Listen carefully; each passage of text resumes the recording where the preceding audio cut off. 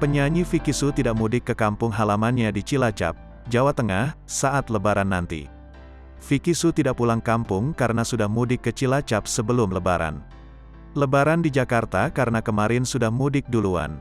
Setelah Lebaran, baru ke sana lagi, kata Vicky Su di kawasan Kebayoran Baru, Jakarta Selatan, Sabtu, tanggal 30 April tahun 2022. Vicky Su sengaja tidak mudik menjelang Lebaran karena menyadari arus mudik sangat padat hingga menimbulkan kemacetan sebelum Hari Raya Idul Fitri. Lebaran tahun ini menikmati lengangnya Jakarta. Aku menikmati Jakarta yang nggak macet, ucap Vicky Su.